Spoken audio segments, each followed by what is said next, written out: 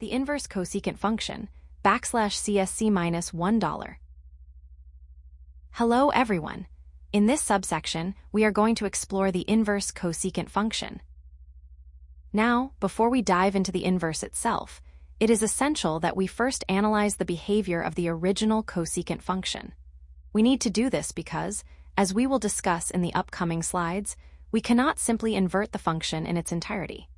Instead, we must understand why and how we need to restrict its domain to ensure that we create a mathematically valid inverse. Analysis of the cosecant function, \CSC x $. Now, let's begin by analyzing the cosecant function itself. As we mentioned in the previous slide, we must understand the original function before we can define its inverse. First, let's look at the definition.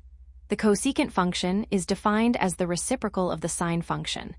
In other words, cosecant of x is equal to 1 divided by sine of x. To properly define an inverse function, it is essential that we first identify the domain and range of this original function, as these will be swapped when we move to the inverse. Let's start with the domain. The cosecant function is defined for all real numbers, except for the values where the sine of x equals 0, because division by 0 is undefined. Since the sine function equals 0 at every integer multiple of pi, the domain is all real numbers excluding n⁻, where n represents any integer. Now, let's examine the range. We know that the values of the sine function always fluctuate between -1 and +1. Because the cosecant is the reciprocal of these values, the output will always be either greater than or equal to 1 or less than or equal to -1. Therefore, the range is the union of the interval from -∞ to -1 and the interval from +1 to +∞. You can also think of this as all real numbers, except for the open interval between -1 and +1. Having established the domain and range, we can now move forward to discuss why these properties necessitate a restriction of the domain to create a mathematically valid inverse. The necessity of domain restriction. Now that we have analyzed the general behavior, domain, and range of the cosecant function, we need to address a critical requirement for creating an inverse. For any function to have a mathematically valid inverse, it must be bijective, which is a fancy way of saying it must be both one-to-one and onto. However, as we know from our study of trigonometry, the cosecant function is periodic. This means it repeats its values in a regular cycle every 2 pi radians. To illustrate why this is a problem, consider this example. The cosecant of pi over 2 equals 1, and the cosecant of 5 pi over 2 also equals 1.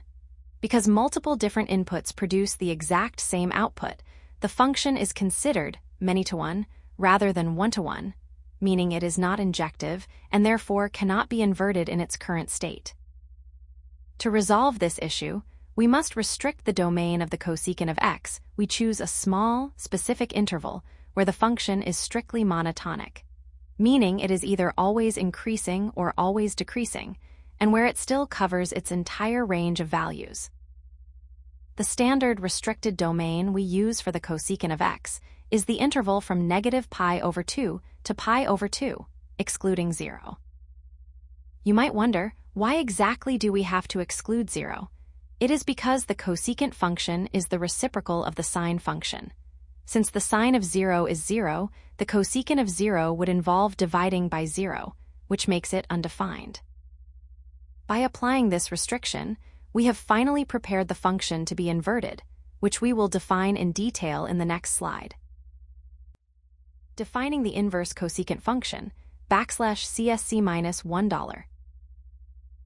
Now that we have restricted the domain to the interval from -pi over 2 to pi over 2, excluding 0, the cosecant function is now bijective. Because the function is now bijective, we can officially define its inverse. We denote this inverse function as cosecant inverse of x, or alternatively, as arccosecant of x. It is important to remember a fundamental rule regarding inverse functions. The domain and range of the original function are swapped to create the inverse. First, let us look at the domain of cosecant inverse of x. This is derived from the range of the restricted cosecant function we analyzed earlier. Therefore, the domain consists of all real numbers except for the interval between -1 and 1. To put it another way, the domain is the union of two intervals, from -infinity up to and including -1, and from +1 up to +infinity. Next, the range of cosecant inverse of x is the restricted domain of the original cosecant function. This means the range is the interval from -π/2 to π/2, excluding 0. Understanding this swap is crucial, as this specific range is what we refer to as the principal value branch, which we will explore in the next slide. The principal value branch. Now that we have established the definition of the inverse cosecant function, let's discuss a very important concept regarding its output. The range of this inverse function is formally referred to as the principal value branch. Specifically, for the inverse cosecant of x, the principal value branch is the interval from -π/2 to π/2, excluding 0. As we mentioned in our previous discussion on domain restriction, we must exclude 0 because the original cosecant function is undefined at that point. It is crucial to remember that any angle you calculate when evaluating the inverse cosecant of x must fall within this specific interval to be considered the principal value. This ensures that our inverse function remains well-defined and consistent. In the next slide, we will put this into practice by calculating a principal value through a step-by-step example. Example: calculating a principal value.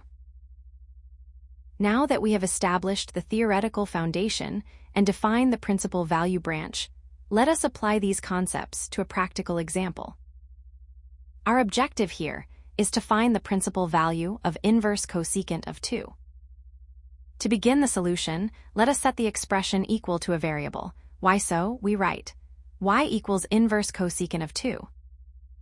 Next, we convert this inverse function back into its original trigonometric form to make it easier to solve.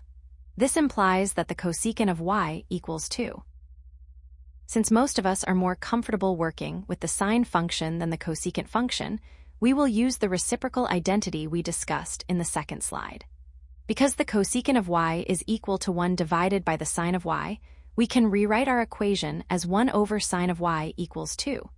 By rearranging this, we find that the sine of y equals 1/2. Now, we need to identify the angle that gives us this value. Recalling our standard trigonometric table, we know that the sine of π/6 equals 1/2. However, we cannot stop there. We must ensure that this angle is a valid principal value. As we learned in the previous slide, the principal value branch for inverse cosecant is the interval from -π/2 to π/2, excluding 0. Since π/6 falls within this specific range, it is indeed the principal value. Therefore, we can conclude that the inverse cosecant of 2 is equal to π/6. Common mistakes to avoid. Now that we have walked through a practical example of calculating a principal value, let's discuss some common pitfalls. It is very important to be mindful of these errors to ensure your calculations are mathematically sound. First, let's address a very common point of confusion regarding notation. Students often mistakenly assume that inverse cosecant of x is the same as cosecant of x to the power of -1. However, these two expressions represent entirely different concepts. Inverse cosecant of x refers to the inverse function, which provides us with an angle. On the other hand, cosecant of x to the power of -1 refers to the reciprocal, which is 1 over cosecant x. And as we know from our basic identities, this is simply the sine of x. Next, be careful not to ignore the domain restrictions we discussed in the previous slides. A frequent error is attempting to calculate a value like inverse cosecant of 0.5.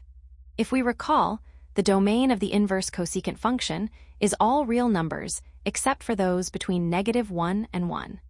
Since 0.5 falls within that excluded interval, the expression inverse cosecant of 0.5 is undefined. Finally, when you are stating the range of the inverse function, remember that you must explicitly exclude 0. As we analyzed earlier when restricting the domain of the original cosecant function, the function is undefined at x equals 0. Therefore, 0 cannot be a part of the range for the inverse function. Keep these warnings in mind as we move to the final slide, where we will summarize all these properties in a comparison table. Key takeaways. Now, let's wrap up everything we have discussed in this section with a summary table to solidify your understanding of the relationship between these two functions. Looking at the first row, let's compare the domains. For the restricted cosecant function, the domain is the closed interval from -π/2 to π/2, excluding 0.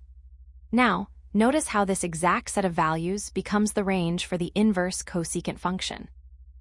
Conversely, the domain of the inverse cosecant function consists of all real numbers except for the open interval between -1 and 1. As we analyzed in the earlier slides, this is exactly the range of the original cosecant function.